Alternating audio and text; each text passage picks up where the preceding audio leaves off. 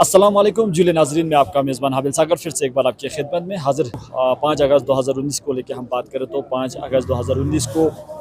जम्मू कश्मीर को अलग करके आर्टिकल 370 को हटाया गया। उस वक्त जो है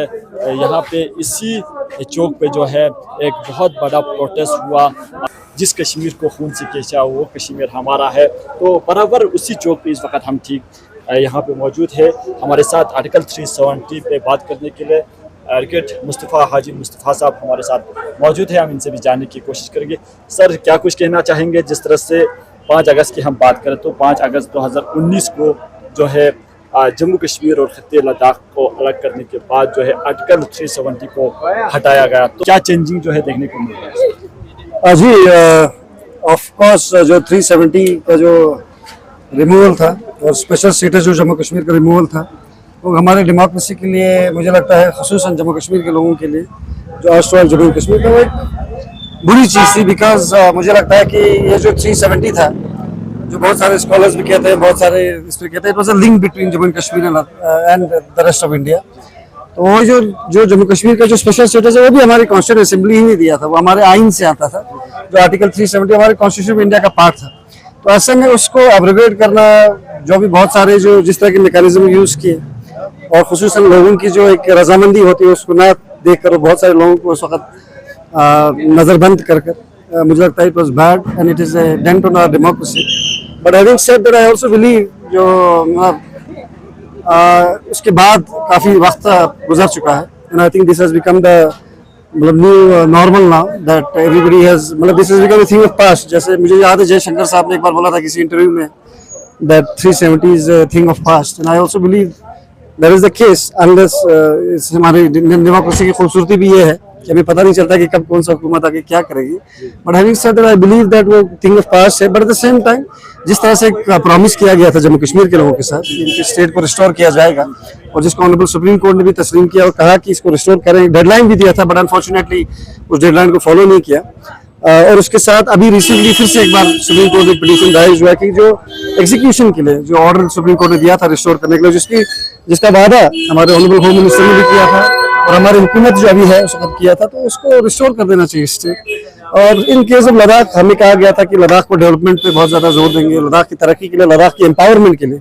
ना एम्पावरमेंट, मेरी नज़र से एम्पावरमेंट वो होती है जिसमें हमारे लोगों की ओवरऑल डेवलपमेंट होती है, एक डेमोक्रेटिक सेटअप होता है जिसमें लोगों की आवाज़ होती है, जिसमें लोगों को इख्तियार होता है कि कानून अपने बनाएं। And that is the reason why we have 2 bodies in Ladakh, अभी एपेक्स बॉडी एंड केडी, जो इसकी एडवोकेसी कर रहे हैं कि किस तरह से लद्दाख में एक स्टेटहुड की एक डिमांड है तो उसको पूरा करना चाहिए। हमारे 6 शेड्यूल होना चाहिए, सो दैट लोगों को अपने लॉज बनाने का, जो हमारी कॉन्स्टिट्यूशन इसको इन्विसाज करती है, जो हमारा आइन इसको इन्विसाज करता है, जो हमारे आइन की खूबसूरती, India is A union of states, it is not the other way around. एक सब स्टेट्स मिलकर इंडिया को बनाता है, तो इसको एक ऐसा एक निज़ाम हमारा है। तो ऐसे में एक प्रोविजन है इंडियन कॉन्स्टिट्यूशन जो जिन्होंने बनाया था, headed by B R Ambedkar doctor,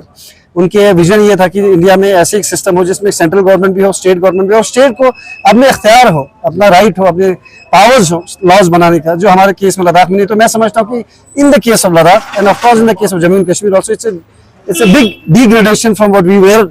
prior to 4th of August 2019। तो मुझे लगता है कि एक डिग्रेडेशन है। बट द सेम टाइम मुझे ये भी लगता है कि हमारे उसके बाद काफ़ी सारे डेवलपमेंट्स हुए, एपेक्स केडी बना और हमारे होम मिनिस्टर के साथ बहुत सारी मीटिंग्स हुई। उसमें हमें ये आश्वासन दिया गया है, ये प्रॉमिस किया गया कि हमारे लद्दाख में डेमोक्रेसी को रिस्टोर करेंगे और हमारे लद्दाख में लोगों को जो राइट होता है, पावर होता है, वो देंगे। तो इस पर हमारे 6 शेड्यूल को लेकर, स्टेटहुड को लेकर आपको भी पता है, पूरे लोगों को पता है, उस पर बात चल रही है। तो अगर वो प्रॉमिसेस मुझे लगता है गवर्नमेंट ऑफ इंडिया ने किया, तो मुझे लगता है कि यहाँ पे अगर डेमोक्रेसी रिस्टोर हो जाए और वहाँ पे भी जो जम्मू कश्मीर के जो हुकूक हैं, जो लोगों ने, गवर्नमेंट ने खुद प्रॉमिस किया, अगर वो दे दें, तो मुझे लगता है कि एक सेंस ऑफ नॉर्मलसी, एक सेंस ऑफ डेमोक्रेसी, एक ब्यूटीफुल जो एक खूबसूरत एक निज़ाम है इंडिया का, वो रिस्टोर हो जाएगा और लोगों को भी एक, जिसको कहते हैं ना, एक एतमाद हो जाएगा गवर्नमेंट पे। एक यूटी को बड़ा के स्टेट बना सकता है, लेकिन स्टेट को तोड़ के यूटी बनने का, इसमें क्या देखते हैं? मैं वही देखता हूँ, जैसे कि बड़ा अनफॉर्चुनेट है कि हमारे इंडिया में पहली बार हमारी हिस्ट्री में ऐसा हुआ कि एक फुल फ्लेजेड स्टेट, वो जम्मू कश्मीर कोई स्टेट सिंपलिसिटर नहीं था, unlike any other state, it was a state with special powers under article 370, जो गवर्नमेंट ऑफ इंडिया के साथ एग्रीमेंट में होके, इसकी तारीख ही अलग है। और ये भी एक आयरनी है, इसको कहते हैं ना, एक पैराडॉक्स है, एक मजाक है जिंदगी का, कि एक टाइम पर जो स्टेट एक फुल फ्लेजेड, एक जिसमें एक चीफ मिनिस्टर की जगह प्राइम मिनिस्टर होता था, उस दौर से अभी लाके यूटी एक लेजिस्लेचर बना दिया जहाँ पे कोई पावर्स लोगों को नहीं है। तो मुझे लगता है कि it's very unfortunate and this should not happen in a democracy. हमारी डेमोक्रेसी इसको मिसाज इस तरह से नहीं करती है। तो मुझे लगता है बहुत बुरी चीज़ है। बट हैविंग सेड दिस, मुझे लगता है कि अब ऐसी ऐसी चीज़ें होती है जिसका हमें कोई अंदाजा नहीं होता है। जैसे फिर look at the world order, जिस तरह से हमारी इंटरनेशनल डिप्लोमेसी है, इंडिया की नहीं पूरे कंट्रीज की, ईरान की ले लीजिए, जिस तरह से यूएस की है, रशिया के साथ हमारे ऑयल की जो अभी ट्रीटीज वगैरह हो रही है। तो मुझे लगता है अब बहुत ही ज्यादा चीजें एकदम से ना बहुत ज्यादा अनप्रेडिक्टेबल हो चुकी हैं। तो ऐसे में इतने सारे फ्रंट्स पे हमें इतने सारी चीजें देखने को मिल रही है, तो एक आदत सी हो गई है लोगों को। के बाद अपना पावर होता था और जो भी रूल्स लागू होता था, जब सबसे पहले तो जम्मू कश्मीर के आइन के हिसाब से होता था। तो अभी जो है जब से यूटी बना है, यहाँ के लोगों से ना पूछताछ है और बिना पूछे जो है जो भी रूल्स है लद्दाख के ऊपर अभी थोपा जा रहा है। तो इसको लेके क्या कुछ? मैं ये समझता हूँ कि यूटी जो खुद एक यूटी होता है वो एक सेंट्रल, वैसे भी एक सेंट्रल कंट्रोल के हिसाब से होता है। उसमें सेंट्रली जो सेंट्रल गवर्नमेंट है, मिनिस्टर ऑफ होम अफेयर्स जिस तरह से हमारे कंट्रोल करती है, तो एक ब्यूरोक्रेसी होती है। और ब्यूरोक्रेसी की एक परेशानी अगर कहो या उसका एक ड्रॉबैक कहो, ये होता है कि वो अकाउंटेबल नहीं होते लोगों को,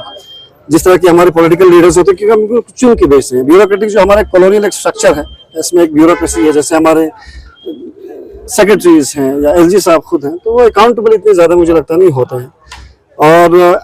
उसके बनिस्बत हमारे जो लोग इलेक्टेड होते हैं वो लोगों से चुन के जाता है। और इंडिया की जैसे अगर हमारे प्राइम मिनिस्टर मोदी जी हैं, तो लोगों से चुन कर गए, तो उनकी अकाउंटेबिलिटी ज़्यादा है। वो सोचेंगे कि मेरा एक छोटे से छोटे ज़िले में भी क्या चल रहा है, उस पर ध्यान रखेंगे। ब्यूरोक्रेट सिर्फ अपने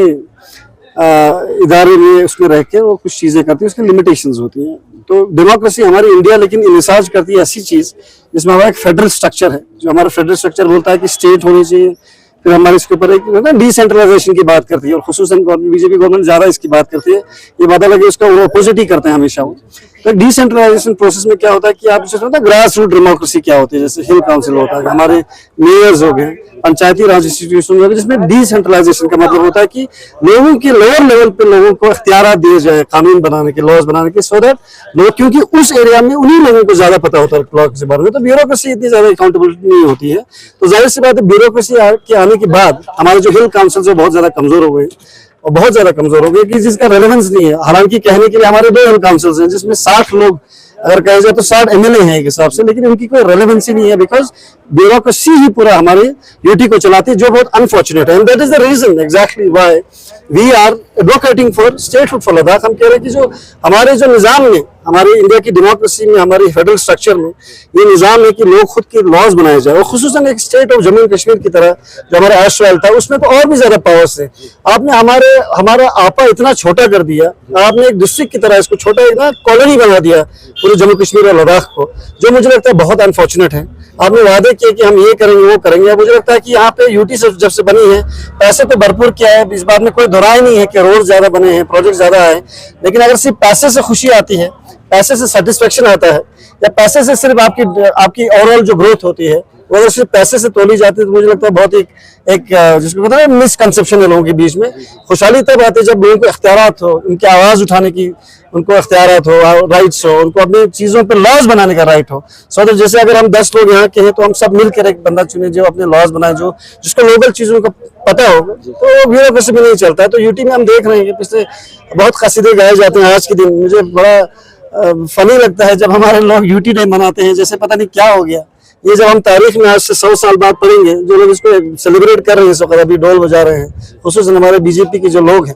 हमारे लद्दाख के लोग, मुझे बड़ा अफसोस लगता है। मुझे लगता है 100 साल बाद जब इसको look back at this moment when they are celebrating UT from a state like Jammu and Kashmir with special powers, तो मुझे लगता है उनकी जो पुश्ते आएंगे वो उन पे भी हंसेंगे कि तुम किस तरह के बेवकूफ थे। तो क्योंकि एक अनफॉर्चुनेट तारीख में भी ऐसा चीज हमेशा रहा है कि कुछ लोग ऐसे होते हैं जो हमेशा उनको चीजें बहुत जल्दी समझ नहीं आती हैं, उनको चीजें बहुत बाद में जाके समझ आती है। तो मुझे लगता है कि एक रियलाइजेशन भी हमारे लोगों को होगा, खुसूसन बीजेपी के लोगों को, जो अभी नाच रहे हैं कि हमारे बीजेपी के ही एलजी साहब आ गए, अब तो उनकी बढ़िया टीम बन गई। तो जो खुशी हो रही है, मुझे लगता है यूटी एक अच्छा सस्टेनेबल सिस्टम लद्दाख के लिए खुसूसन, specially in terms of how और जो हमारी एक जैसे इंटरनेशनल बॉर्डर है चाइना के साथ, पाकिस्तान के साथ, और हमारी तारीख है इंडिया के लद्दाख की कि हमने हमेशा से इस खूबसूरत मुल्क को हमने महफूज रखा है। तो ऐसे लोगों के साथ